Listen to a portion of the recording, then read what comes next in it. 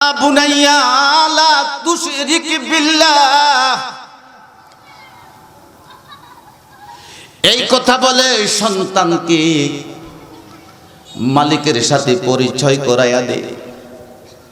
সন্তান রে, আমার এলা একজন, আমার মালিক একজন, তিনি হলো আমাদের আল্লাহ। খবরদার খবরদার, এই মালিকের সাথে কাউকে শরীক করিও না। মালিক হলো একজন। হযরত লুকমান তার সন্তানকে মালিকের সাথে পরিচয় করাইয়া দে। মাহফিল হওয়াতে আপনারা খুশি না বেজার? আপনাদের সালামের জবাব যেভাবে নিয়েছেন, খুশি বলি বোঝা যায় না। আল্লাহকে সাক্ষী রেখে আমরা খুশি। জবান খুলে একবার বলুন আলহামদুলিল্লাহ। আলহামদুলিল্লাহ। শ্রোতা পরিমাণে অনেক কম। যাদেরকে আল্লাহ কবুল করছে তারাই একমাত্র আসতে পারবে। যাদেরকে আল্লাহ কবুল করে নাই তারা ঘরের মধ্যে ঘুমাই থাকবে, রাস্তাঘাটে হাঁটবে, চা দোকানে বসে বসে ওয়াজ শুনবে। যাদেরকে আল্লাহ কবুল করছে এরা আশা করি মাইকের আওয়াজ শোনার সাথে সাথে আমাদের মাহফিলে উপস্থিত হয়ে যাবে ইনশাআল্লাহ। আমি আপনাদেরকে একটু কষ্ট দেব। অনেক ভাই পিছনে বিক্ষিপ্ত আকারে বয়ে আসেন। দয়া করি একবারে সবাই গায়ের সাথে গায়ে লাগাই আমরা একটু জিকিরের সাথে আসি। লা ইলাহা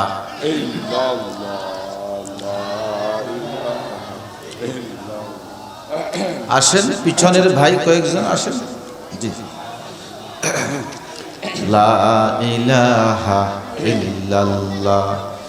এখান থেকে অনেক খালি জায়গা। লা ইলাহা ইল্লাল্লাহ, লা ইলাহা ইল্লাল্লাহ, লা ইলাহা ইল্লাল্লাহ।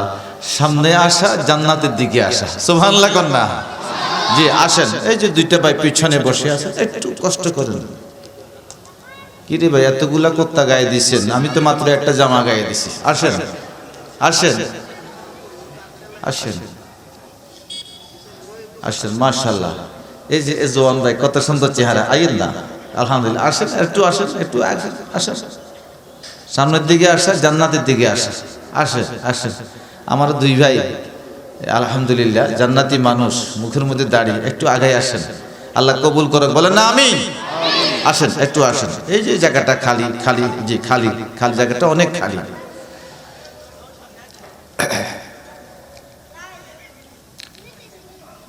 এই বাচ্চা, কথা বলা যাবে না যতক্ষণ বয়ান চলবে। একবারে চুপ। রাজি আছো তো? ইনশাআল্লাহ। ইন্নাল হামদালিল্লাহ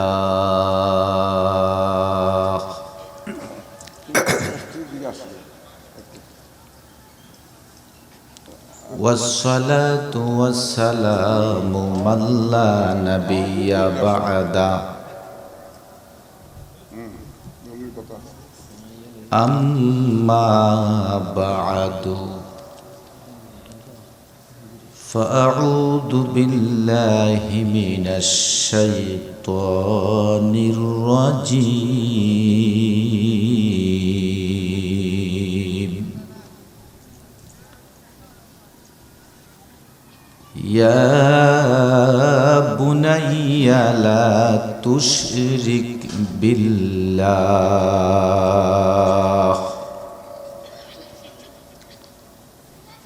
إن ইন্নাশ শিরকা লাযুলমুন আযীম।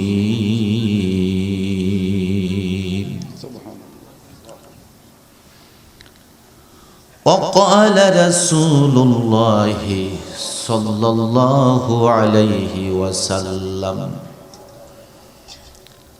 ألا كلكم راع وكلكم مسؤول عن رعايته أو كما قال عليه الصلاة والسلام। محمد حامد حمد خدا بس خدا مد آفرین مصطفیٰ بس محمد از تمی خواهم خدا را خدایا از تو حب مصطفیٰ را সাল্লাল্লাহু আলাইহি ওয়াসাল্লাম। বলেন সাল্লাল্লাহু আলাইহি ওয়াসাল্লাম। সাল্লাল্লাহু আলাইহি ওয়াসাল্লাম। সাল্লাল্লাহু আলাইহি ওয়াসাল্লাম। আলহামদুলিমান কদ্দারা খাইরা ওয়া খাবালা والشكر لمن سفر حسنا وجمالا فرد صمد عن صفة الخلق بري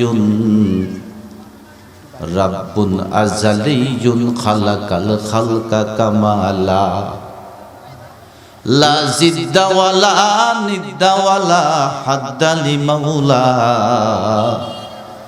الآن كما كان ولم يلقى زوالا إله لا إله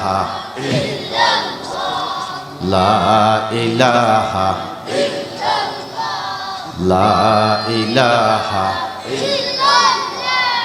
لا إله لا إله لا إله لا إله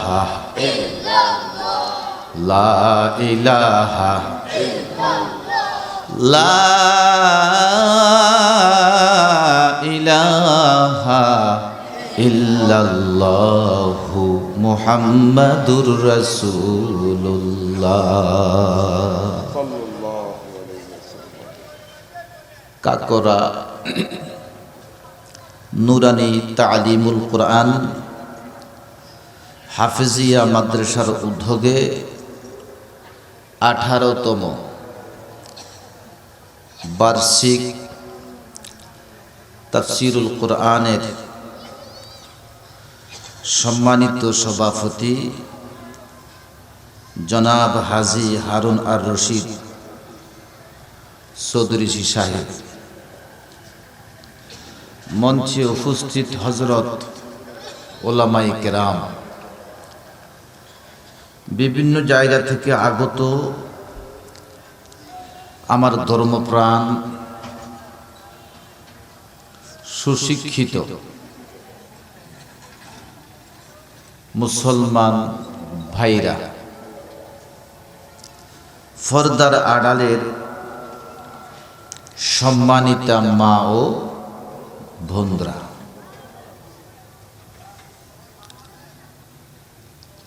আমি আপনাদের সামনে সূরা লোকমান 21 পারার 13 নম্বর আয়াতের আংশিক তেলাওয়াত করেছি।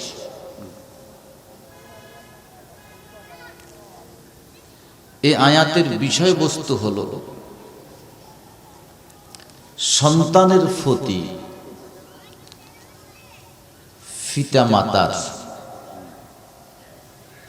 সমাজের প্রতি সমাজপতির কি দায়িত্ব।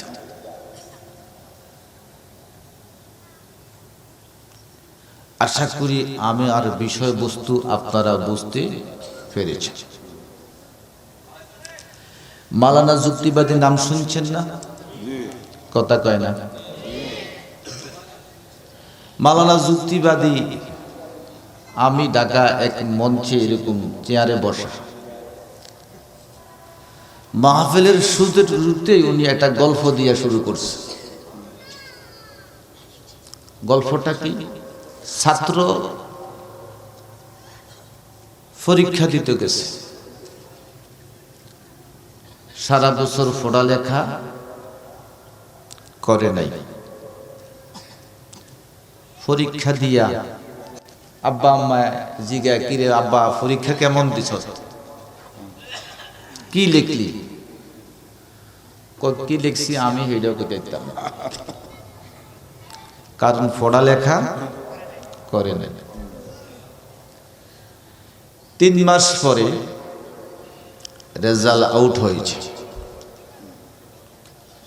দেখে ছেলে সেকেন্ড ডিভিশন পাস করেছে, আলহামদুলিল্লাহ।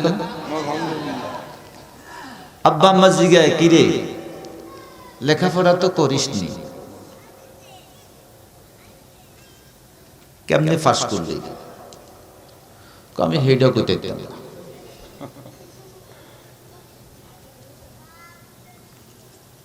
এর মুসলমান 360 দিন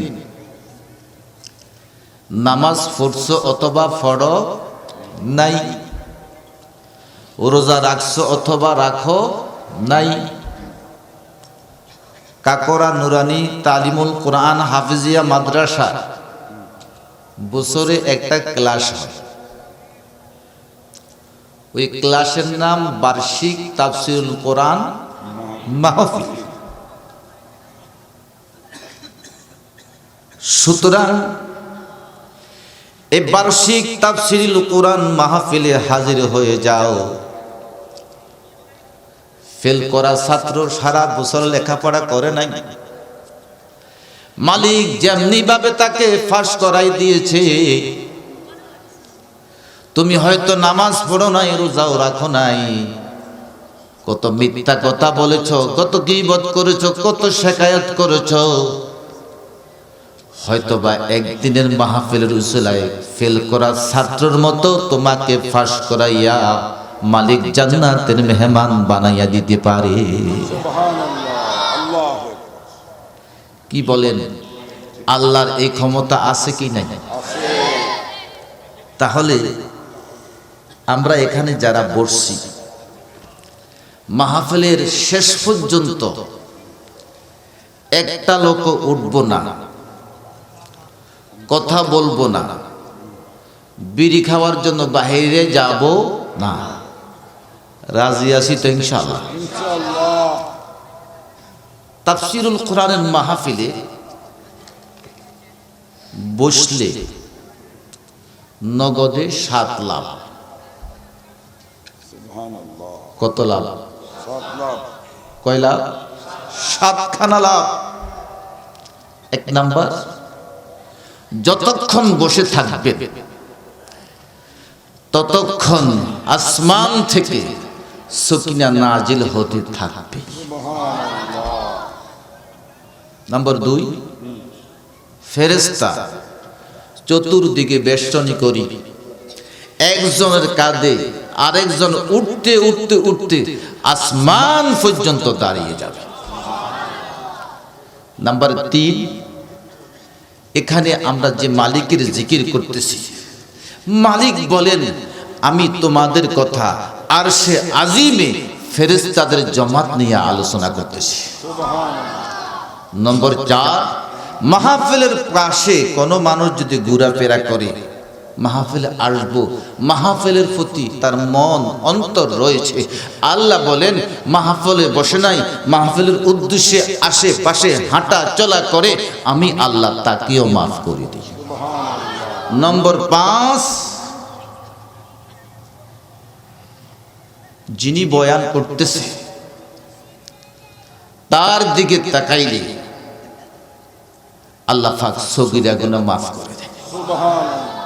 নবীজি বলেন মান যারা আলিমান তাকিয়ান ফাকান্নামা রাআ নাবিয়ান, যে ব্যক্তি একজন হক্কানি আলেমের চেহারার দিকে তাকালো সেই যেন নবীর চেহারার দিকে তাকালো। সুবহানাল্লাহ। আল্লাহু 6 নম্বর, মাহফিলে বসছি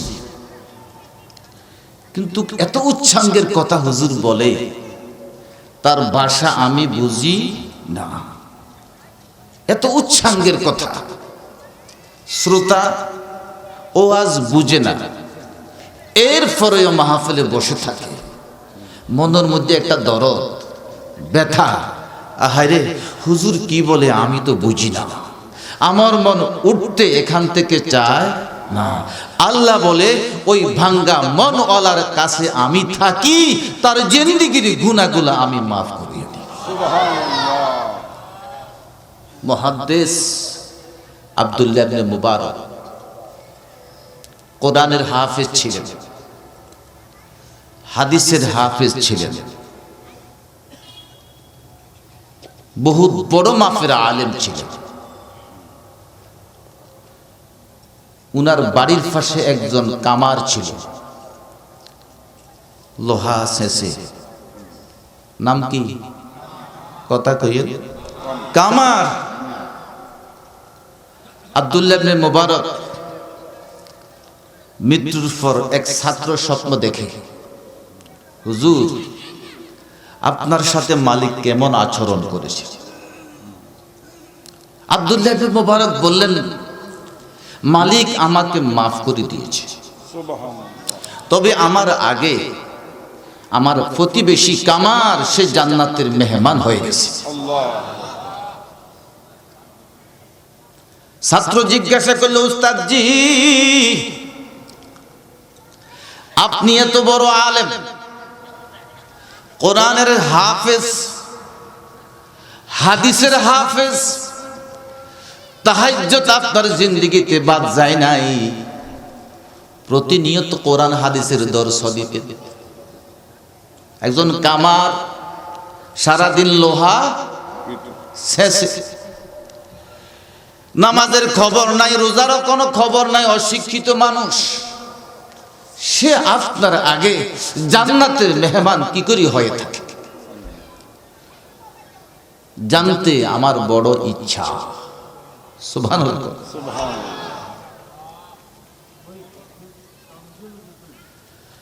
আব্দুল্লাহ ইবনে মুবারক বললেন, তার দুইটা গুণ ছিল। কয়টা? দুইটা। এই দুইটা গুণ যখন শুনবো, এ নিয়তে শুনবো, কামার দুইটা গুণের কারণে যেরকম জান্নাতের মেহমান হয়ে গেছে, এই দুইটা গুণে যদি আমরা গুণান্বিত হইতে পারি, মালিক তো আমাদেরকেও জান্নাতের মেহমান বানাইয়া দিবে। কয়টা গুণ? দুইটা। এক নাম্বার, কামার সারাদিন লোহা সেচত, জোহরের সময় মুয়াজ্জিন যখন আজান দিত, কি দিত? আল্লাহ। তখন কামারের হাতে যদি হেমাত থাকতো, সামনের দিকে ফেলতো না, পেছনের দিকে ফেলে ওযু করে ডাইরেক্ট আল্লাহর ঘর মসজিদে চলে যেত। সুবহানাল্লাহ কন্যা।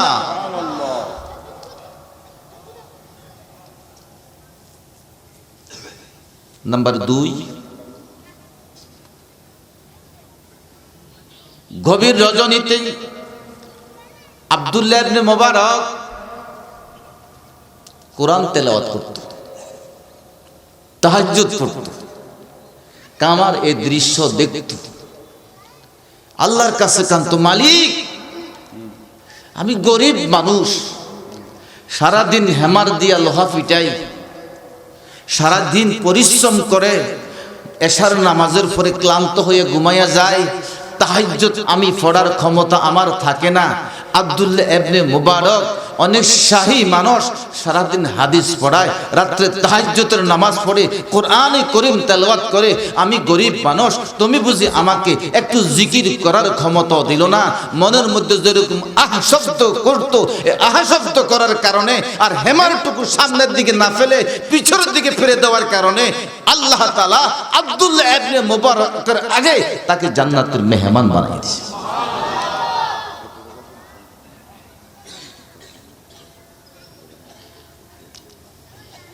অতএব ওয়াজ বুঝি অথবা না বুঝি ঘন্টা খানিক আলোচনা চলতে পারে, একটা লোক উঠব না ইনশাআল্লাহ। মাহফিলের আওয়াজ যতটুক শোনা যাচ্ছে দোকানে, রাস্তায়, বাড়িতে, আশা করি তারাও আমাদের সাথে শামিল হয়ে যাবে। 13 নম্বর আয়াত। এই আয়াতের মধ্যে আল্লাহ তাআলা হযরত লোকমান তার সন্তানকে কি শিক্ষা দিয়েছেন, আমরা আমাদের সন্তানদেরকে কি শিক্ষা দিচ্ছি, আল্লাহ তাআলা এই কথাটুকু উঠাই ধরেছে। সুবহানাল্লাহ কইবেন না? লোকমান একজন সাধারণ মানুষ। কি মানুষ? সাধারণ মানুষ, কাজ করি খানা খায়, এক কথায় দিন মজুর। কি দিন মজুর? মাথা থেকে পায়ের তালু পর্যন্ত পুরাটা শরীর কালা, পুরাটা শরীর একবারে কালা কালা, জন্মের কালা। লোকমান কোন নবী? সাধারণ মানুষ। সাধারণ মানুষ হইলে কি হয়েছে? লোকমানের কথা আল্লাহ কোরআনের মধ্যে আলোচনা করেছে। শুধু আলোচনা নয়, লোকমান নামের একটা সূরা কোরআন শরীফের 21 পারায় আল্লাহ প্রদান করেছে।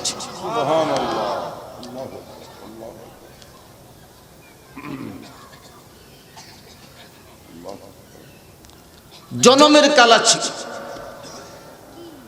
নবীজির আমলে একজন সাহাবী নিতান্ত কালো ছিল, নিতান্ত কালো। হযরত জাবির বর্ণনা করেন, লোকটা কালোর কারণে নিজেকে সবসময় ছোট ছোট ভাবত। মুহাম্মদ সাল্লাল্লাহু আলাইহি ওয়াসাল্লামের কানে যখন আওয়াজটুকু গেল, প্রিয় নবী সাহাবীকে ডাক দিয়া বললেন, সাহাবী, তুমি কালো দেখা নিজেকে ছোট মনে কইরো না। ইসলামের ইতিহাসে আল্লাহর দরবারে যারা কবুল হয়েছে এরকম 3টা মানুষ বেশি বেশি কালো ছিল। সুবহানাল্লাহ। 3 জন কে? একজন আল্লাহ রাসূলের খাদেম হযরত বেলাল। সুবহানাল্লাহ কোন না? নাম্বার 2 হযরত ওমরের খাদেম হযরত মাহাজা। নাম্বার 3 হযরত লোকমান, তিনি একজন গোলাম ছিলেন। সুবহানাল্লাহ। হযরত লোকমানকে আল্লাহ পাক রব্বুল আলামিন 2টা প্রস্তাব করেছেন। লোকমান, তোমাকে আমি নবুয়ত দিতে চাই অথবা হিকমত প্রদান করতে চাই, তুমি কোনটা গ্রহণ করবা, নবুয়ত নাকি হিকমত? লোকমান মালিককে ডাক দিয়া বলল, আল্লাহ, অনেক নবীকে আপনি নবুয়ত দান করেছেন, নবুয়ত আমার প্রয়োজন নাই, আপনি দয়া করে আমাকে হিকমত দান করে। হিকমত কি জিনিস? দুনিয়া এবং আখিরাতের কল্যাণ। সুবহানাল্লাহ কোন? দুনিয়া এবং আখিরাতের কল্যাণকে কি বলে? হিকমত। কোরআনের 20 জায়গায় আল্লাহ পাক হিকমত শব্দ কথা আলোচনা করেছেন। আল্লাহ সুবহানাল্লাহ। লোকমান একজন গোলাম ছিলেন। একদিন তার মুনিব তাকে বলল, হে লোকমান, তুমি একটা বকরি জবাই করে তার গুরুত্বপূর্ণ দুইটা অংশ আমার কাছে নিয়ে আস। লোকমান একটা ছাগল জবাই করে তার হাড়, হৃৎপিণ্ড, কলিজা এবং জিহ্বা কেটে মুনিবের দরবারে হাজির করেছে। মুনিব কি জিজ্ঞাসা, বকরির এই দুটা জিনিস গুরুত্ব তুমি কি করে বুঝলা? লোকমান বলল, যার হাড় আর জিহ্বা ঠিক তার সমস্ত দেহ ঠিক। সুবহানাল্লাহ। অতএব শরীরের গুরুত্বপূর্ণ জিনিস হলো হাড় এবং কলিজা। সুবহানাল্লাহ। কিছুদিন পরে ওনাকে বলল, একটা বকরি জবাই করে তার সবচাইতে নিম্নমানের দুটা জিনিস আমার কাছে নিয়ে আস। হযরত লোকমান সেম একটা বকরি জবাই করে তার কলিজা অথবা হৃৎপিণ্ড কাইটা এবং জিহ্বাখানা কাইটা মুনিবের দরবারে উপস্থিত করেছে। মুনিব তাকে প্রশ্ন করল, আমি যখন তোমাকে বলছিলাম দুটো ভালো জিনিস বকরির আমার কাছে প্রেজেন্ট করো, তুমি কলিজা এবং জিহ্বা উপস্থিত করছিলা, আর যখন বললাম বকরির সবচেয়ে খারাপ দুটো জিনিস আমার সামনে উপস্থিত করো, তখন তুমি বকরির কলিজা এবং জিহ্বা উপস্থিত করেছ, কারণ কি? হযরত লোকমান বলল, হে আমার মুনিব, যদি মানুষের অঙ্গের মাথা থেকে পা পর্যন্ত সারা শরীরের দুটা জিনিস যদি ভালো থাকে, তাহলে এই দুটা জিনিসের মতো দামি জিনিস আসমানের নিচে জমিনের উপর আর কিছু হইতে পারে? যদি মানুষের কলিজা এবং জিহ্বা যদি খারাপ হয়ে যায়, আসমানের নিচে জমিনের উপরে এই দুইটা জিনিসের চাইতে খারাপ জিনিস আর কিছু হতে পারে না। কাজেই অন্তর ঠিক করেন, জিহ্বা ঠিক করেন, মৃত্যুবরণ করে 3.5 হাত মাটির নিচে যেতে দেরি হবে, মালিক জান্নাতের মেহমান বানাইতে 1 মিনিটও দেরি করবে।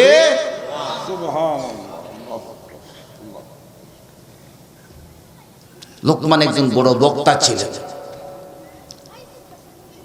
এরকম বিশাল মঞ্চের মধ্যে বয়ান করতেছে। এক কৃষক দাঁড়িয়ে গেল। লোকমান বলে, জি। বলে, আমার কথা আছে। বলে, বলুন। তুমি না ছাগল চড়াইতা? কাহা, আমি ছাগল চড়াইতাম। তুমি এখন লক্ষ লক্ষ মানুষের সামনে ওয়াজ করো, বড় বক্তা, এত বিশাল ক্যাপাসিটি আল্লাহ তোমার কিভাবে দান করবে? লোকমান বলল, 2 কারণে। আমার অন্তর ঠিক আর জিহ্বার সত্যবাদিতার কারণে মালিক আমাকে মানুষের সামনে এত উঁচু করে দিয়েছে।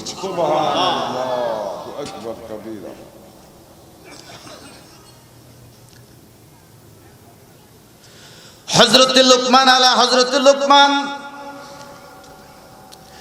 তার সন্তানকে নসিহত করে, ইয়া বুনাইয়া লা তুশরিক বিল্লাহ, হে সন্তান খবরদার মালিকের সাথে কাউকে শিরিক করিও।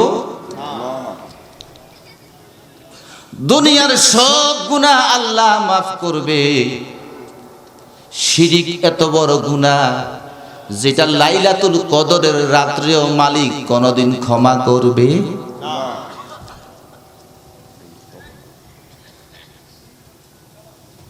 হযরত লুকমান, ইয়া বুনাইয়া লা তুশরিক বিল্লাহ, এই কথা বলে সন্তানকে মালিকের সাথে পরিচয় করাইয়া দে।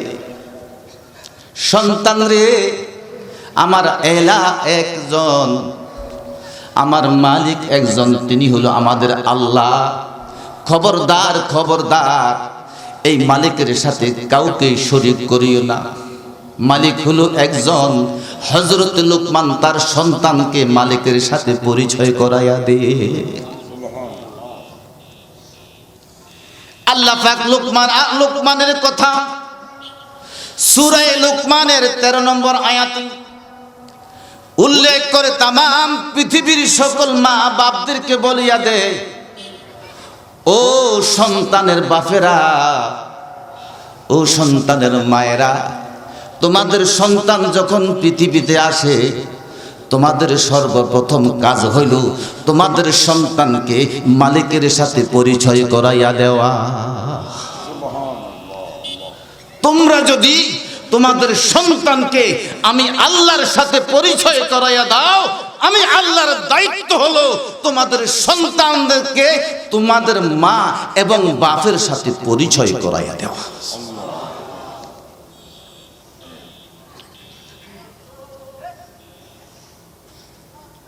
আল্লাহ বলেন, ওয়াকাযা রাব্বুকা আল্লা তা'বুদু ইল্লা ইয়্যাহু ওয়া বিল ওয়ালিদাইনি ইহসানা লুগান্না ইনদাকাল কিবরা আহাদুহুমা আও কিলাহুমা ফালা তাকুল লাহুমা উফ। খবরদার আব্বা আম্মার সাথে এমন কঠিন শব্দ বলিও না যেন তারা বলে উফ। সুবহানাল্লাহ। নবীজি বলেন, মায়ের চেহারার দিকে তাকাইলে একটা কবুল হজের সওয়াব। নবীজি বলেন, পিতা মাতার পায়ের নিচে সন্তানের। আল্লাহ বলেন, লুকমান রে, তোমার সন্তানকে তুমি আমার সাথে পরিচয় করাইয়া দাও। আমি আল্লাহর দায়িত্ব হলো ওই সন্তানকে তুমি পিতামাতার সাথে পরিচয় করাইয়া দেওয়া। এজন্য সন্তানকে দ্বীন শিক্ষা দেওয়া, আল্লাহর সাথে পরিচয় করে দেওয়া পিতামাতার প্রধান দায়িত্ব। সন্তানটা যখন দ্বীনের নিয়ামতে বড় হবে তখন আব্বা আম্মার সাথে ভয়ের সাথে কথা বলবে, কাঁপতে কাঁপতে কথা বলবে। আব্বা আপনি কেমন আছেন, আম্মা আপনি কেমন আছেন। যত বড় উচ্চ শিক্ষিত হোক না কেন, আব্বা আম্মার সামনে কাঁপতে থাকবে। ছেলের মধ্যে যদি দ্বীন ধর্ম না থাকে, ওই ছেলের সামনে মা বাপ কাঁপতে কাঁপতে কথা বলে। কথা কয় না? জোরে বলেন।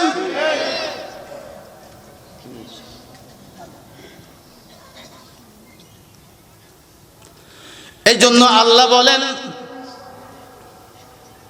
হযরত লুকমান যেরকম তার সন্তানকে আমার সাথে পরিচয় করাইয়া দিয়েছে,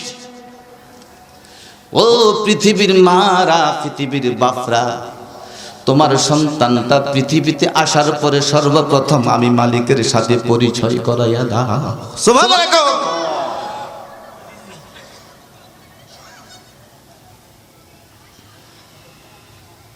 মোবাইল বাজায় কে?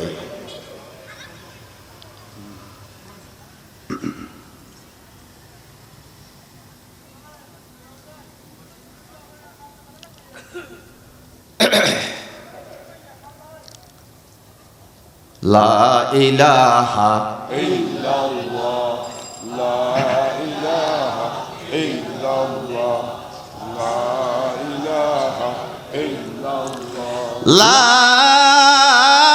ইলাহা ইল্লাল্লাহু মুহাম্মাদুর রাসূলুল্লাহ। আমার নবী বলেন, ইফতাহু সিবিয়ানাকুম বিকাউলি লা ইলাহা ইল্লাল্লাহু মুহাম্মাদুর রাসূলুল্লাহ। তোমার সন্তান যখন কথা বলতে শিখে তখন সর্বপ্রথম সন্তানকে লা ইলাহা ইল্লাল্লাহ মুহাম্মাদুর রাসূলুল্লাহ মুখের মধ্যে উঠায়া দাও। সুবহানাল্লাহ। সন্তান যখন কথা বলতে শিখে, আব্বা আব্বা বলে, আম্মা আম্মা বলে, তখন আব্বা আম্মার প্রথম কাজ হইল মালিকের সাথে সম্পর্ক করাইয়া দেওয়া। আব্বা তুমি বলো লা ইলাহা ইল্লাল্লাহ, আব্বা তুমি বলো লা ইলাহা। ডাকাতে গেছি বন্ধুর বাসায়, দরজা টোকা দিছি, দরজা খুইলা একটা বাচ্চা সামনে দৌড়াই আসছে। আঙ্কেল ওলে ওলে, কি কয়? কথা কয় না, ওলে ওলে। জিগিলাম ভাই এটা কি? সালাম নয় কালাম নয়, ওলে ওলে। হুজুর কইেন না, এটা কইতাম না। এটা একটা ইন্ডিয়ান হিট গান। নাউজুবিল্লাহ কইবেন না? কি গান? হিট গান।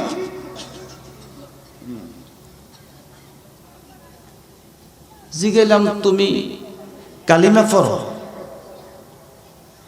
হওয়াই কালিমা। আর হাসেন, নাউজুবিল্লাহ কর না। কালিমা কি? বললাম লা ইলাহা মুহাম্মাদুর। কো আঙ্কেল এটা তো ফকিরের কালিমা।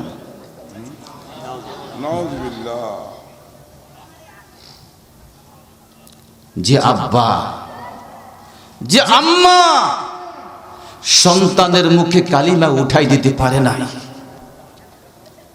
ইংলিশ মিডিয়ামে পড়ায়, মুসলমানদের মূল মন্ত্রকে ফকিরের মন্ত্র বলতেছে, সালাম কালাম সারা ওলে ওলে বলতেছে। আমি তো বলি ওই মা বাপের জায়গা বৃদ্ধাশ্রম সারা কথায় হবে।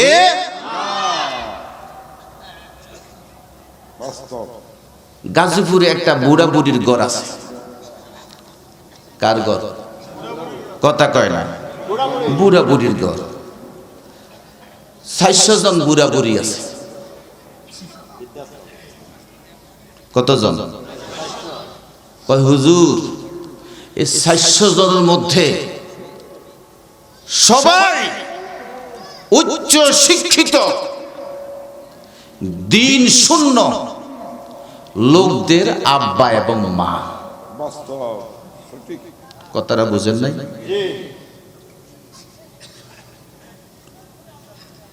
এই জন্য আল্লাহ তাআলা সূরা লুকমানের 13 নম্বর আয়াতে বলে, পিতা মাতারা শুনে রাখো, সন্তান পৃথিবীতে আসলে তোমার কাজ হলো তোমার সন্তানকে আমি মালিকের সাথে পরিচয় করাইয়া দেওয়া। যদি আমি মালিকের সাথে পরিচয় করাইয়া দাও, তোমার আব্বা আম্মা বুড়া হলে, তুমি মা বাপ বুড়া হলে, সন্তান কোনোদিন তোমাকে বৃদ্ধাশ্রমে রেখে আসবে না। গত 5 বছর আগে মৌলবী আব্দুল হামিদ নামে এক লোক ঢাকা উত্তরা হাসপাতালে মারা গেছে। সকল জাতীয় পত্রিকার মধ্যে এই ঘটনা আসছে। হাসপাতাল থেকে ফোন করা হয়েছে, হ্যালো আপনি কি অমুক ইঞ্জিনিয়ার? হ্যাঁ অমুক ইঞ্জিনিয়ার। আপনার বাপ মারা গেছে, লাশ খানা নিয়ে যান। ছেলে জবাব দিচ্ছে কি, আমি মিটিংয়ে আছি, লাশ আঞ্জুমানকে দিয়া দেন। আরে নাউজুবিল্লাহ কম। যারা বেওয়ারিস লাশকে কবর দেয়, ওয়ারিস থাকা শর্তে ওই ওয়ারিস বলতেছে আমি মিটিংয়ে আছি, লাশ আঞ্জুমানকে দিয়া দেন। আরে নাউজুবিল্লাহ কেন? কারণ কি? জানাজা পড়ার সময় নাই কেন? ও বাপ, যখন তোমার ছেলে ছোট্ট ছিল, সন্তানকে ইংরেজি পড়াবার সময় ছিল, যখন ছেলে ছোট্ট ছিল ছেলেকে বাংলা পড়াবার সময় ছিল, যখন ছেলে ছোট ছিল অঙ্ক পড়াবার সময় ছিল, বাপকে যখন মা দুকুনি বলেছে ছেলেটাকে একটু আরবি পড়াও, আব্বা বলেছে ইংরেজি অঙ্ক বাংলা পড়তে পড়তে আরবি পড়ার সময় কই? এখন ছেলে বড় হয়েছে আর তুমি যখন মারা গিয়েছো তোমার সন্তান বলতেছে আমার নামাজ পড়ার সময় কই? কথা কয় না? ঠিক ঠিক ঠিক।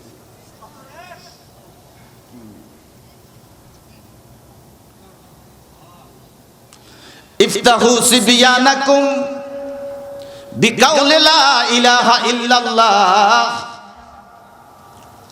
আমার নবী বলেন তোমার সন্তান যখন কথা বলতে শিখে রে, তুমি তোমার সন্তানকে মুখে শিখাইয়া দাও লা ইলাহা ইল্লাল্লাহু মুহাম্মাদুর রাসূলুল্লাহ।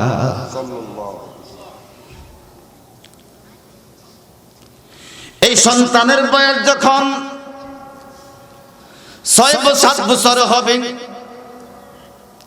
আমার নবী বলেন সন্তানকে নামাজের প্রশিক্ষণ দাও।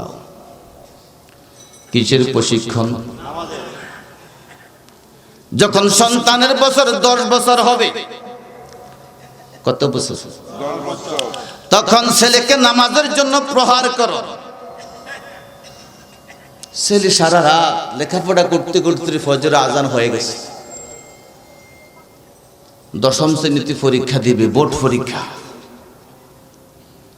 আব্বা বলতেছে ছেলেরে উঠাইয়া দাও না, ফজরের আজান হয়ে গিয়েছে। মায় কইতেছে ছেলে হারা রাত পড়ছে, কেমনে জাগাইতাম? ছেলে একটু ঘুমক। নবী বলে কি 6 বছরের নামাজের প্রশিক্ষণ করাও, রুকু কিভাবে এটা দেখায়া নামাজের প্রশিক্ষণ দেও, সেজদা নিজে করে ছেলেকে নামাজের প্রশিক্ষণ দেও, হাতে করে এনে এনে মসজিদে এনে এনে ঘরে নিয়ে নিয়ে তুমি যেভাবে নামাজ পড়ো ছেলেকে নামাজের প্রশিক্ষণ দেও। এটা তুমি পিতা আর মাতার দায়িত্ব, পিতা মাতার। কুতুবউদ্দিন কাকিয়ার কাকি রহমতুল্লাহ আলাইহি, উনার বাড়ি ভারতে একটা মিনার আছে, কুতুব মিনার, অনেক লম্বা। কুতুবউদ্দিন বখতিয়ার কাকি রহমতুল্লাহ আলাইহি যখন 6 বছর বয়স হয়, মায় তাকে মাদ্রাসা নিয়েছে ভর্তি করানোর জন্য। তো স্কুল বা মাদ্রাসার ছাত্র ভর্তি করানোর আগে একটু অন টেস্ট পরীক্ষা শিক্ষকরা নেয় না, তুমি কেমন পারো? উস্তাদ জিগায় বাবা তুমি কও তো বিসমিল্লাহ, ছেলেকে আলহামদুলিল্লাহ। আরে সুবহানাল্লাহ কোন না? উস্তাদ জি কয় আলিফ লাম মিম, ছেলেকে জালিকাল কিতাব। এরকম ফরতে ফরতে 17 পারা সূরা আম্বিয়া ইকতারাবা লিন্নাস পর্যন্ত তেলাওয়াত করি উস্তাদের সামনে নগদ শোনাই দিয়েছে।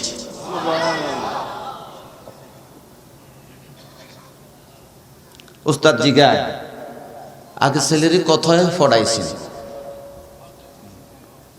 মায় কয় খোদার কসম আমি স্বামীহারা মানুষ, ছেলেকে কোথাও ভর্তি করাই নাই, আপনার কাছে প্রথমে আমি হাজিরি করেছি। উস্তাদ কয় সে তো 17 পারার হাফিজ। কত পারার? ওলামায়ে হিন্দুস্তান কি শানদার ওয়াকিয়া এই কিতাবের মধ্যে ঘটনা এনেছে।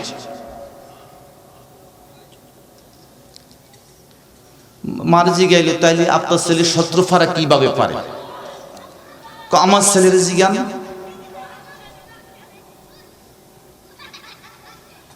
ছেলের কো বাবা তুমি বলো তো তুমি কিভাবে 17 পারার হাফিজ হয়েছে? এবার ছেলে বলল, উস্তাদ জি আমার মা দুঃখিনী, 17 পারা কোরআনের হাফেজা ছিলেন। আমাকে যখন দুধ পান করাইতেন এই 17 পারা কোরআন প্রতিনিয়ত তেলাওয়াত করতে। উস্তাদ জি গো আমার মা যখন ঝাড়ু দিত এই 17 পারা কোরআন তেলাওয়াত করতে করতে ঝাড়ু দিত। আমার মা যখন ভাত রান্না করত 17 পারা কোরআন করিম তেলাওয়াত করতে করতে রান্না করত।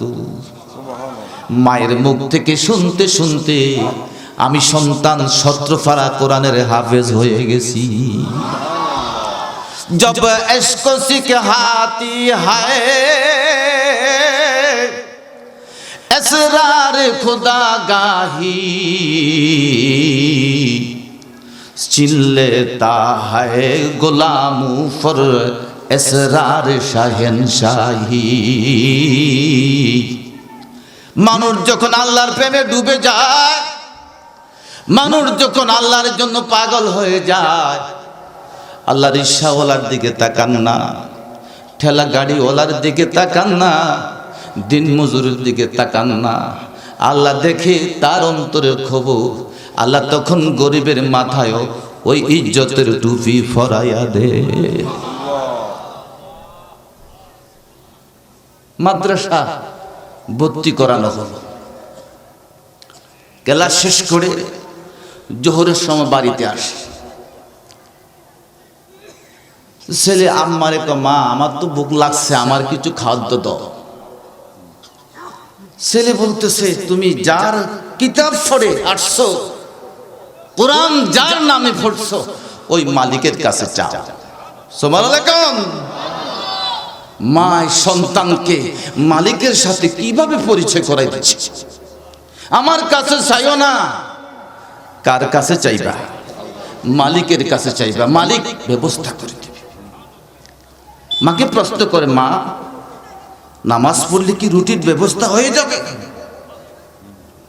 মায়ে বলল সন্তান রে তুই মালিকের নামে এই কোফালটুকু জমিনের ঠেকা, মালিক তোর জন্য অটোমেটিক ভাবে আসমান থেকে রিজিকের ফয়সালা করে দেবে।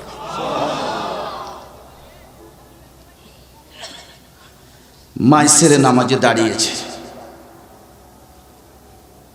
মা কৌশল করে আগে 1-2টা রুটি বানায়া ছেলের জায়নামাজের নিচে রেখে দিছে। নামাজ শেষ, ছেলেকে আমি রুটি কই? মা বলতেছে জিনার দরবারে তুমি মস্তক ঠেকিয়েছ, যেই জায়নামাজের উপর মাথা ঠেকিয়েছ ওই জায়নামাজ উঠাইয়া দেখবা মালিক তোমার জন্য খাদ্যের ব্যবস্থা করে দিয়েছে।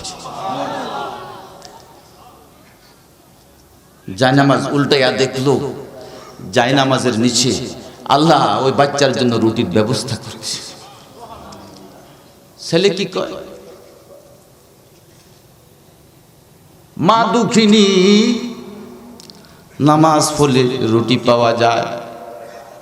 মা গো আমি বখতিয়ার কাকি, মালিকের কসম করে বলি আর জিন্দিগিতে 1 ওয়াক্ত নামাজও ছাড়ব না।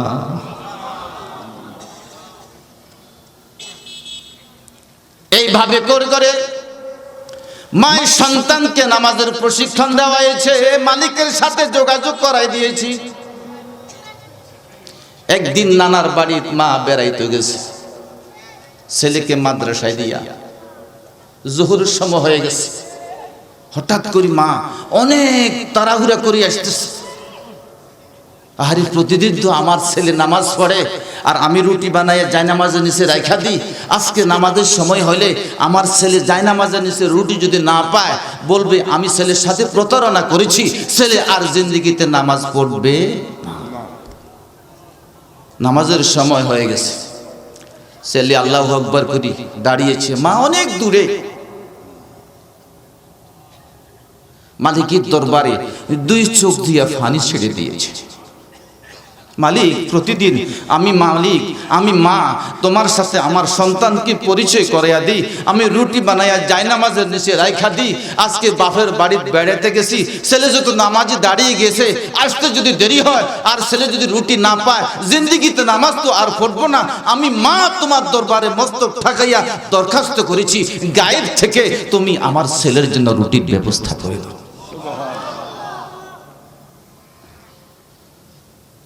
মাই দোয়া করতে দেরি হয়েছে, আমার মালিক দোয়া কবুল করতে 1 সেকেন্ড দেরি করে নাই। সালাম শেষ ফিরাইয়া জায়নামাজ খুলিয়া দেখে, আগে যেরকম মায় তার রুটির ব্যবস্থা করত, মালিক এর চাইতে সুন্দর রুটি জায়নামাজের নিচে ব্যবস্থা করে রেখে দিয়েছে। মা একটু পরে বাসায় ঢুকছে, ছেলে রুটি খায়া ঘুমাই আস। মা তাকে জাগাইলো, কিরে বাবা নামাজ পড়ছো? পড়ছি। রুটি খাইছো? আমি রুটি খাইছি। সুবহানাল্লাহ। তবে আজকের রুটি অন্যান্য রুটির মতো নয়, আজকের রুটির মধ্যে কি যে গ্রাম, কি যে মধু, কি যে মিষ্টি, আমি বাসায় প্রকাশ করতে পারি না। আমি ইয়া বুনাইয়া লা তুশরিক বিল্লাহ,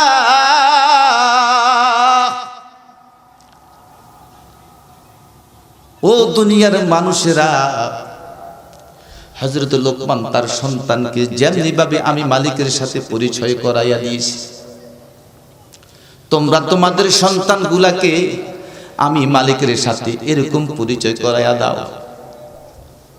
আমি আল্লাহ রাব্বুল আলামিন তোমাদের মা বাপকে তোমাদের সন্তানের সাথে আমি পরিচয় করাইয়া দিব।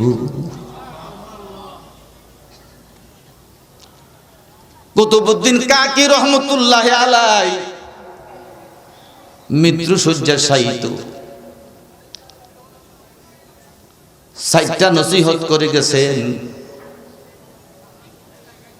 যদি 4 গুণওয়ালা লোক পাও তাকে দিয়ে আমার জানাজার ইমামতি করাইও, যদি 4 গুণওয়ালা লোক না পাও, বিনা জানাজায় আমার লাশখানা কবর দিয়া দিও।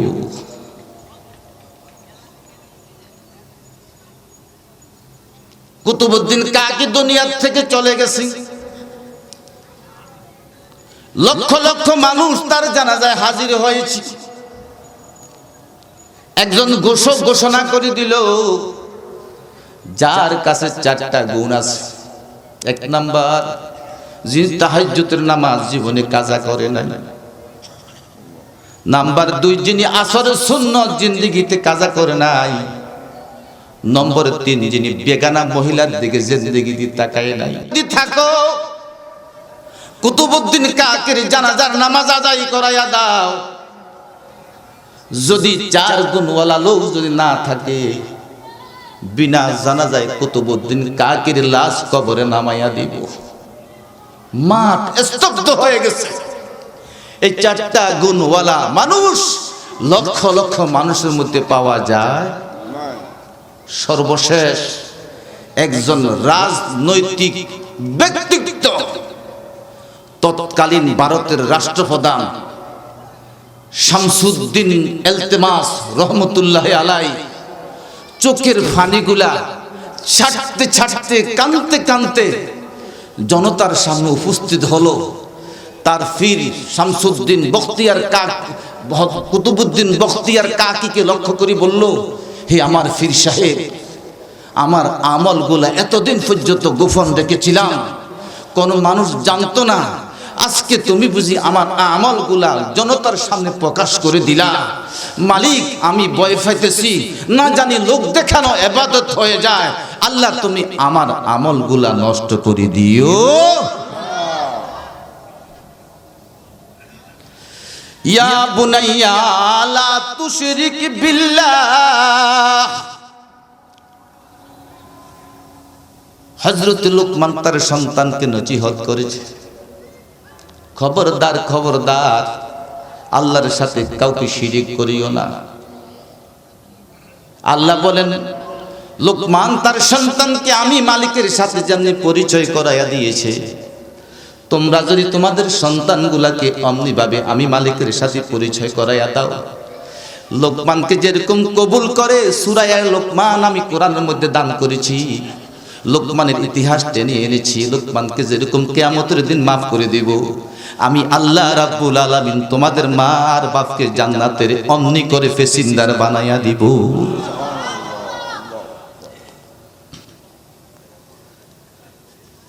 আমার ভাইরা, হযরত ওমর রাদিয়াল্লাহু তাআলা আনহুর আমলে এক ব্যক্তি তার সন্তানের বিরুদ্ধে মামলা করল। কার কাছে? ওমরের কাছে। ইয়া আমিরুল মুমিনিন, সন্তান আমার কথা শুনে না, আমার টাকা দেয় না, আমার খবর নেয় না, আপনি দয়া করে সন্তানের একটু বিচার করেন। হযরত ওমর সন্তানটাকে ডাকালেন, তাকে জিজ্ঞাসা করলেন এই কথা সত্য নাকি? সন্তান বলল, আমিরুল মুমিনিন, সন্তানের উপর পিতার হক রয়েছে, পিতার উপর কি সন্তানের হক নাই? কথা কয় না, নাই। হযরত ওমর তিনটা হকের কথা বলেছে। কয়টা হক? কয়টা? তিনটা হক। এক নাম্বার হক কি? বাপ বিবাহ করার আগে সন্তানের জন্য এমন একজন মা নির্ধারণ করবে যে মা হবে দিনদার, যে মা হবে ফরহেজগার, যে মা হবে ফরদানশীল, যে মা হবে কোরআন পড়নেওয়ালা, কোরআনের হাফেজা। সুবহানাল্লাহ।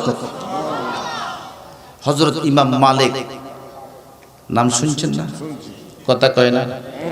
তার বাপের নাম আনাস। কি? আনাস। আনাসের আব্বা আনাসকে বিয়ে করাবে, মালিককে বিয়ে করাবে। আনাসের আব্বা আনাসকে বিয়ে করাবে। তো আগের জমানায় ছেলেদেরকে বিয়ে করাইলে ছেলেরা বলতো আব্বা আম্মা যা পছন্দ করে আমার তা কি পছন্দ। আনাসের আব্বা এটা বউ দেখা বিয়ে করেছে। অতি সংক্ষেপে বলছি, বাসর ঘর দেওয়া হল।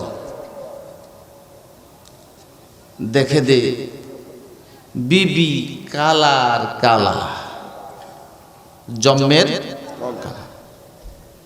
এবং বেটার মন খারাপ হয়ে গেছে। আরেক দিকে ফিরে বসে আছে। বিবি বুঝতে পারছে আমি কালো দেখা আমার স্বামীর মন, কথা কয় না, খারাপ হয়ে গেছে। কিন্তু বিবি যদিও কালা হয়, কোরআনের হাফেজা। সুবহানাল্লাহ বলেন। বিবি কোরআনের একটা আয়াত তেলাওয়াত করে শোনাইয়া দিল। কি? আসা আও তাকরাহু শাইআন ওয়া হুয়া খায়রুল লাকুম। সুবহানাল্লাহ। স্বামী গো, আমিও যদিও কালো হই, কিন্তু অনেক কালোর মধ্যে আল্লাহ মণিমুক্তা লুকায় রেখেছে, আপনি মন খারাপ করবেন না। সুবহানাল্লাহ বলেন। এর মানে মালিকের আম্মা কোরআনে হাফেজা। যখন কোরআনের আয়াতটুকু তেলাওয়াত করেছে, তখন তিনার মন মোমের মতো নরম হয়ে গেছে। স্বামী বিবির সাথে মেলামেশা করছে। ওই রাত্রেই আল্লাহ তাআলা মালিকের আম্মার গর্ভে মালিককে দান করেছে। ফজরের নামাজের পরে যখন সূর্য উঠছে, রাত্রে তো কোন রকম কাটাছে, দেখেতে বেডি একবারে আফ্রিকা ফেলে, মন একবারে খারাপ হয়ে গেছে। খেতা বালিশ নিয়ে ফজরের নামাজের পরে একবারে বাগালপুর। একদিন নয়, 2 দিন নয়, দীর্ঘ 20 বছর। কত বছর? 20 বছর পরে দেশের কথা মনে আসি ইমাম মালিক যে মসজিদের ইমাম, ওই মসজিদে জোহর নামাজ আদায় করেছে। কিসের নামাজ? আলেম যত বড় হয় তার নামাজের পদ্ধতি তত সুন্দর। আলেম যত বড় হয় তার বলার ভাগ ভঙ্গিমা তত সুন্দর। নামাজ শেষ করার পরে ঘোষণা করা হয়েছে তালিম হবে। কি হবে? হাদিসের দর্শ। সব মানুষ বসে গেছে। একটা লোক মসজিদ থেকে উঠে ইমাম মালিকের বাপ বসে গেছে। বাপের কি নাম? আনাস। মাশাআল্লাহ, বাপের কি নাম? আনাস। হাদিস তালিম শেষ। ইমাম মালিকের আব্বা এক লোকে জিজ্ঞাইল, রে ভাই, যে লোকটি নামাজ পড়াইছে ছেলেটা কে?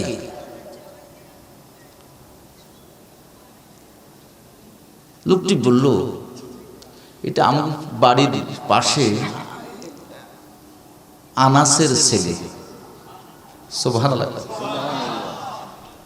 বাপ ছেলেকে কত বড় আলেম! ইমাম মালিকের আমলে বিশ্বব্যাপী এত বড় আলেম আর ছিল। মক্কা শরীফ যেদিন জন্ম হয়েছে এই পর্যন্ত 10 বার ভাঙ্গা হয়েছে, 10 বার গড়া হয়েছে।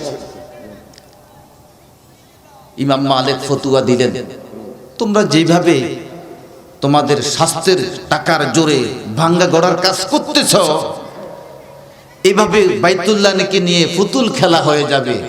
আমি ইমাম মালিক সর্বত্রভাবে ফতুয়া দিচ্ছি, কিয়ামত পর্যন্ত মক্কার উপর কেউ হাত দিতে পারবে না। ইমাম মালিকের ফতুয়ার উপর আদৌ কেউ মক্কা শরীফের হাত দিতে পারে না, কিয়ামত পর্যন্ত পারবেও না। এত বড় আলেম ছিল। জিজ্ঞাইল, ছেলেটাকে? যিনি নামাজ পড়াইছে, যিনি হাদিসের দর্শ দিয়েছে। এলাকার লোকজনে বলল, যিনি হাদিস দর্শ দিয়েছে, যিনি নামাজ পড়াইছে, উনি আমাদের প্রতিবেশী আনাসের ছেলে। বলে, আনাস বিবির সাথে অভিমান করে আজ থেকে 20 বছর আগে বাড়ি থেকে, এলাকা থেকে বেগে চলে গেছে। ওই আনাসের ঘরে আল্লাহ তাআলা এ বিশাল রত্ন দান করেছে। ইমাম সাহেব বাড়িতে চলে গেছে। আব্বা আনাস এখনো কথা কয় না। মসজিদে আস্তে আস্তে পেছনে পেছনে ছোট ছোট কদম করে বাড়িতে দরজার সামনে গেছে। দরজার মধ্যে টোকা দিছে।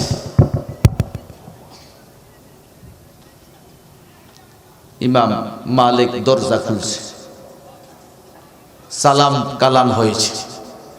জিজ্ঞায়, আপনি কে? কারে কে জিজ্ঞায়? ছেলে বাপের জিজ্ঞায়। বাপ ছেলে চিনে না, ছেলে বাপ চিনে না। হযরত ইমাম মালিক জবাব দিল, মালিক রে, তোমার মাকে আমার সালাম বলো,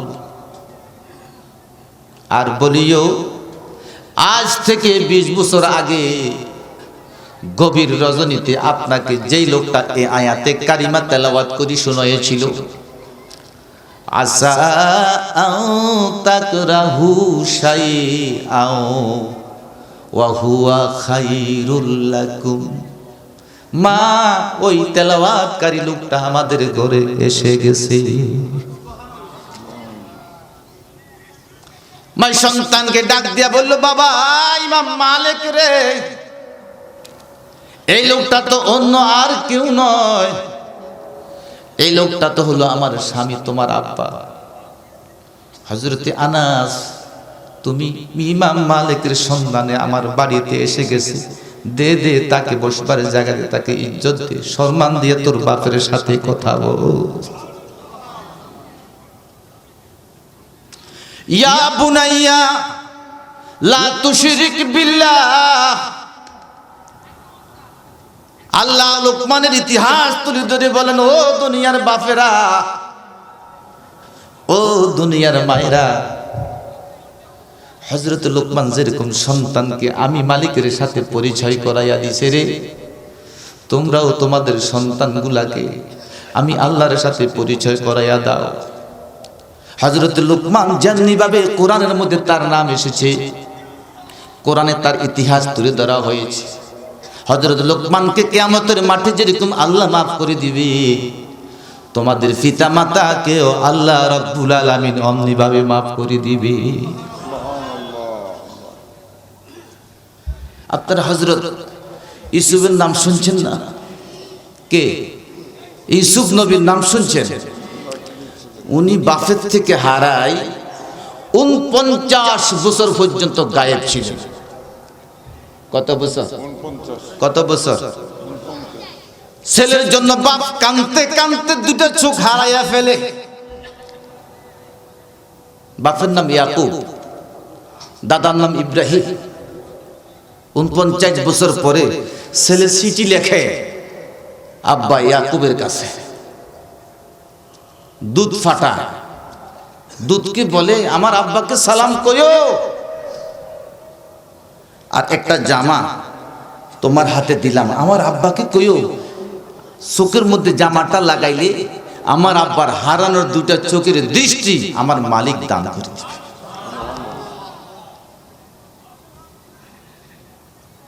ছেলে আছে, এ খবর বাপ জানতে পাইরা খুশি না বেজার?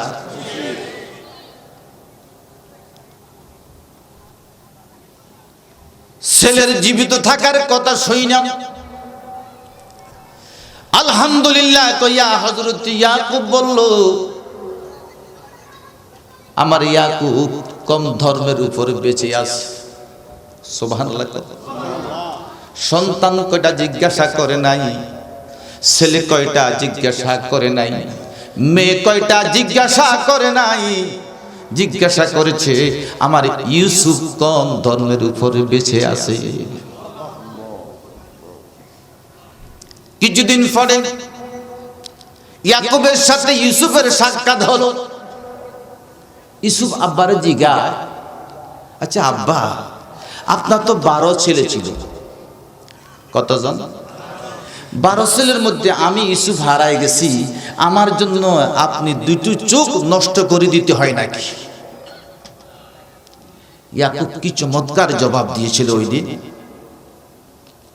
ইউসুফ রে, আমি তোর জন্য কাঁদতে কাঁদতে চোখ দুইটা হারাই নাই, আমি তোর ঈমানের জন্য কাঁদতে কাঁদতে আমি দুটো চোখ আমি নষ্ট করে দিয়েছি।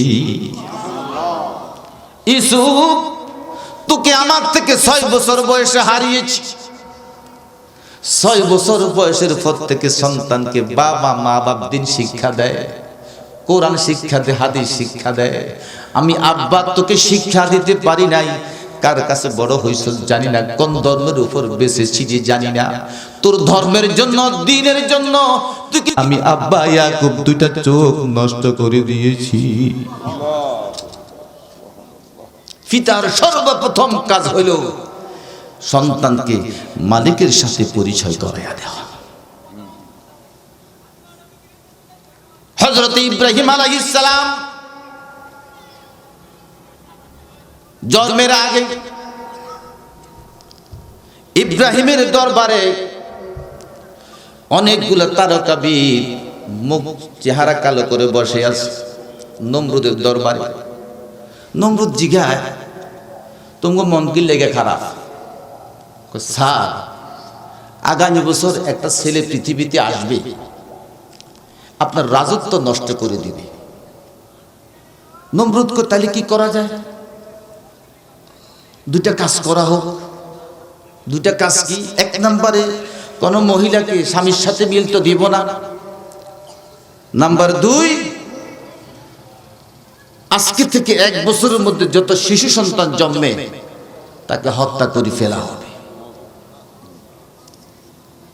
কিন্তু নমরুদের প্রধান যিনি প্রহরী তারেক, তিনি নমরুদকে সিস্টেমে রাইখা বিবির সাথে মিলা হযরত ইব্রাহিম আলাইহিস সালামকে বিবির গর্ভে পৌঁছায় দিয়েছে। সুবহানাল্লাহ বলেন। সন্তান প্রসবের সময় হয়েছে। বিবি নমরুদের ভয়ে একটা পাহাড়ের মধ্যে উঠছে। পাহাড়ের মধ্যে উঠা মালিকের দরবারে দরখাস্ত করছে, মালিক, এই সন্তানকে 9 মাস 9 দিন ফ্যাটের মধ্যে রেখেছি, নমরুদ শুনলে হত্যা করে দিবে, আপনার আশ্রয় চেয়েছি। আল্লাহ বলল, পাহাড়ের ফাদদেশে গিয়া ওখানে তুই প্রসব কর, আমি আল্লাহ রাব্বুল আলামিন তোর সন্তানকে কুদরতিভাবে হেফাজত করব। ইব্রাহিমের মা সেখানে প্রসব করছে। ইব্রাহিম থেকে নূরে মুহাম্মদী চমকিতেছে। মা সেজদায় পড়ে আল্লাহর দরবারে কান্নাকাটি শুরু করে দিয়েছে। আল্লাহ বলবো, একটা পাথর এনে গর্তের মুখে দিয়া দে, আমি আল্লাহ রাব্বুল আলামিন গর্তের ভিতরে অটোমেটিক ভাবে আলোর ব্যবস্থা করি, তোর ছেলের 1 আঙ্গুল দিয়া বেহেশতের মধু, আরেক আঙ্গুল দিয়া বেহেশতের দুধ খাওয়াইয়া আমি তোর ছেলেকে লালন পালন করব। ছেলের বয়স 6 থেকে 7 বছর হলো ইব্রাহিমের বয়স। মা একদিন দেখার জন্য গেছে। সন্তান মাকে জিজ্ঞাসা, আমাদের আল্লাহকে? তোর বাপ। আচ্ছা, বাপের খোদাকে? নমরুদ। নমরুদের খোদাকে? মা উত্তর দিতে পারে। পরের দিন খোলা আকাশে আসমানের দিকে তাকালো, দেখে সূর্য। সূর্য তোর খোদা। একটু পরে সূর্য ডুবে গেছে। যে জিনিস ডুবে যায় সেটা খোদা হইতে পারে না। কিছুক্ষণ পরে উঠল চন্দ্র। বলল, যে জিনিস ডুবে যায় সে খোদা হইতে পারে না। কিছুক্ষণ পরে উঠল তারকা। যে জিনিস ডুবে যায় সেটা খোদা হইতে পারে না। ইব্রাহিম নিজের মুখে দিয়া বলে দিল, ইন্নী ওয়াজ্জাহতু ওয়াজহিয়া লিল্লাযী ফাতারাস সামাওয়াতি ওয়াল আরদি হানিফা ওয়া মা আনা মিনাল মুশরিকিন। ইব্রাহিম খোদা, তারেক খোদা হইতে পারে না, চন্দ্র খোদা হইতে পারে না, সূর্য খোদা হইতে পারে না। খোদা হলে তো উনি আসমান জমিন সহ আমাকে বানাইছে যিনি।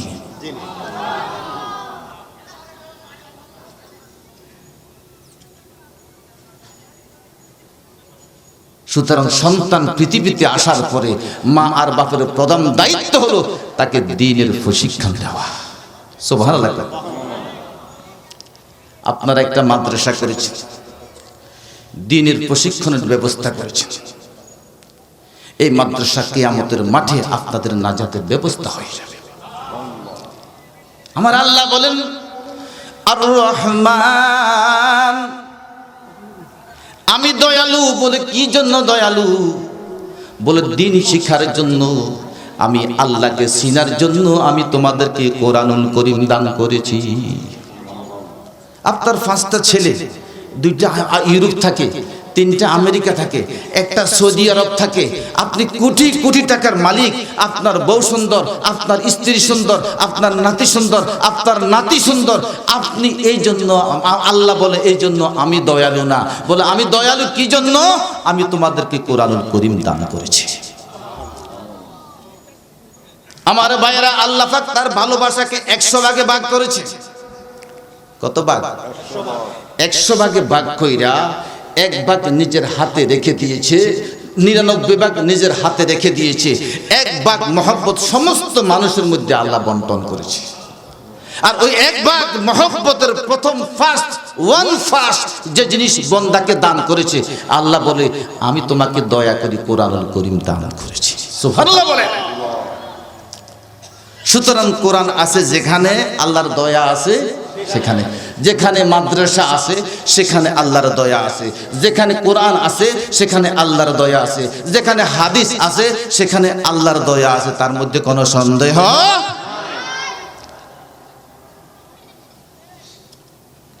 ইমাম রুমি রহমতুল্লাহ আলাইহি একটা উদাহরণ দিয়েছে। এক বাপের এক ছেলে ছিল, ছেলেকে বাপে এটা নসিহত করছে, তোমার বাড়ির সামনে একটা আপেল গাছ আছে, আমি তো অসুস্থ, খবরদার এই গাছটা কাটিও না। এই গাছ আমাদেরকে অক্সিজেন দেয়, আমাদেরকে জ্বালানি দেয়, আমাদেরকে ছায়া দেয়, আমাদেরকে ফল দেয়, আমাদের পরিবেশ নষ্ট করে, খবরদার এই গাছের গোড়ায় কুঠাল লাগাইও না। বাপ মারা গেছে, কিছুদিন পরে ছেলে কুঠাল দিয়া গাছের গোড়া দিয়ে কাইটা একবারে সমুদ্রের মধ্যে ফেলে দিছে। ওই রাত্রেই একটা বিষাক্ত সাপ এসে ছেলের মুখের মধ্যে কামড় দিয়া ছেলেকে দুনিয়া থেকে বিদায় করে দিয়েছে। ইন্না লিল্লাহি ওয়া ইন্না ইলাইহি। মা কান্দে, বোন কান্দে, প্রতিবেশী কান্দে, আব্বা না তোরে নিষেধ করছে এই গাছের গোড়ায় কুঠাল লাগাইস না। আজকে এই গাছ যতদিন ছিল ততদিন বিষাক্ত সাপ আমার বাড়িতে আসতে পারে নাই, এই গাছ যতদিন ছিল ততদিন কোনো তুফান বাতাস আমার বাড়িতে আসতে পারে নাই, এই গাছ যতদিন ছিল ততদিন সুনামি আমার বাড়ির মধ্যে আসতে পারে নাই, এই গাছ যতদিন ছিল ততদিন ভূমিকম্প আমার বাড়িতে আসতে পারে নাই। আজকে গাছের গোড়ায় কুঠাল দিয়েছো, গজব আযাব শুরু হয়েছে। সারা পৃথিবীর মাদ্রাসাগুলা যেখানে কোরআন পড়ানো হয়, যেখানে হাদিস পড়ানো হয়, যেখানে হাফেজ বানানো হয়, ওই হাফেজ খানা, ওই মাদ্রাসা খানা হলো ওই ফল গাছের মতো। ওই ফল গাছকে যতদিন পরিচর্যা করবে, টাকা দিবে, পয়সা দিবে, ঘরকে ভালোবাসবে, ততদিন পর্যন্ত আসমানি জমিনি কোন মুসিবত ওই গ্রামকে স্পর্শ করতে পারবে না। আপনারা দেখেছেন লক্ষ লক্ষ মানুষ করোনায় মারা গেছে। বাংলাদেশ কোরআনে হাফেজের বরকতে করোনায় কোনো হাফেজ ছাত্রকে, কোনো আলেম ছাত্রকে স্পর্শ করতে পারে না। আমার ভাইরা, হযরতে আফলাতুন হাকিম তিনি মূসাকে প্রশ্ন করেন, মূসা নবী, সমস্ত দুনিয়া ব্যাপী যদি আল্লাহর একটা গজব পড়ে আমরা কোথায় বাঁচব?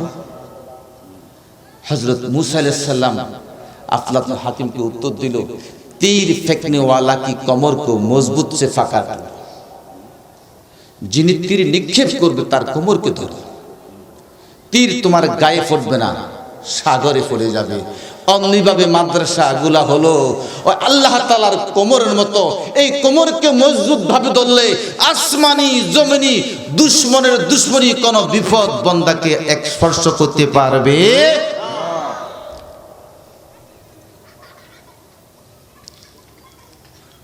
আমার ভাইরা, সর্বশেষ একটা হাদিস আমি শোনাবো, একটা লোক উঠবেন না, রাজি আছেন তো? বলেন না ইনশাআল্লাহ। কিয়ামতের মাঠে আল্লাহ তাআলা লক্ষ লক্ষ হাফেজ যেদিন একত্রিত হবে, লক্ষ লক্ষ আলেম একত্রিত হবে, ওই দিন আল্লাহ পাক বলবে, আজকে আমাকে কোরআন তেলাওয়াত করে শোনাও। তখন সর্বপ্রথম কোরআন শুরু করবে হযরত দাউদ। কে কে? দাউদ নবী। তার গলার সুর পৃথিবীর সব মানুষের চাইতে বেশি। সুবহানাল্লাহ। দাউদ তেলাওয়াত করবে কি?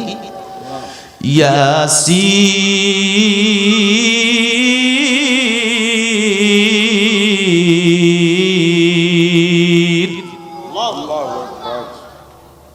দাউদের সাথে সাথে লক্ষ লক্ষ কোটি কোটি হাফেজ তেলাওয়াত করা শুরু করবে। সুবহানাল্লাহ। আল্লাহ তাআলা জিজ্ঞাসা করবেন, যারা কোরআন তেলাওয়াত করছে, তোমাদের কাছে আমার একটা প্রশ্ন, তোমরা আজকে তোমাদের আব্বা আম্মা সহ যারা তোমাদেরকে হাফেজ হইতে, আলেম হইতে সাহায্য সহযোগিতা করেছে, লজিনে রেখেছে, কিছু টাকা পয়সা দান করেছে, তোমরা কি এই লোকগুলাকে হাসরের মাথার মধ্যে চিনবা? হাফেজগুলা চিৎকার করে বলবো, আল্লাহ আমাদের আব্বা আম্মা সহ যারা আমাদেরকে হাফেজ হইতে সাহায্য করেছে, সহযোগিতা করেছে, অবশ্যই হাটের মাঠে তাদেরকে চিনব।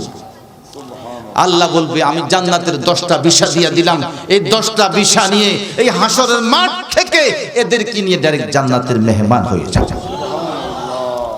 এই মাদ্রাসা হাফেজ তৈরি হয়, হাসানা মিশা। এই হাফেজদের সাথে কিয়ামতের মাঠে আমরা বেহেশতে চাইতে রাজি আছি না? জোরে বল, রাজি আছি না? তো যদি রাজি থাকেন এই মাদ্রাসার সহযোগিতার জন্য কিছু যদি চাইলে আপনারা কি খুশি হবেন না বেজার হবেন? জোরে বলেন। একটা লোক উঠবেন না। আমি 4 জন লোকের কাছে আমার সভাপতি সাহেব 10,000 টাকা দিয়েছি, আলহামদুলিল্লাহ। কোন জোরে বলেন আলহামদুলিল্লাহ। 4 জন লোক চাইতেছি 5,000 টাকা করে, বেশি না।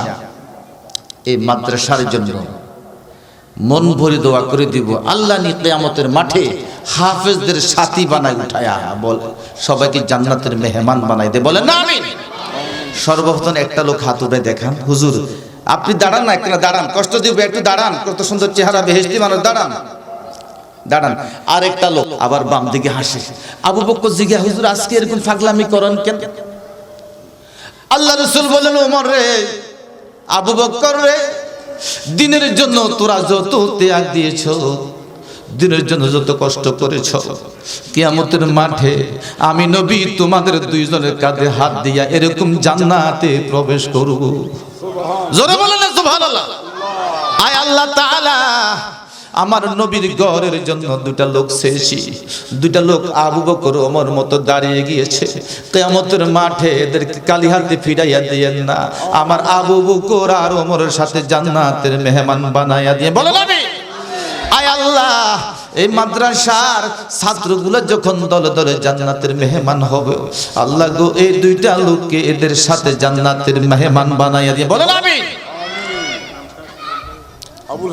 আবুল হাসেম আরেকজনের কি নাম?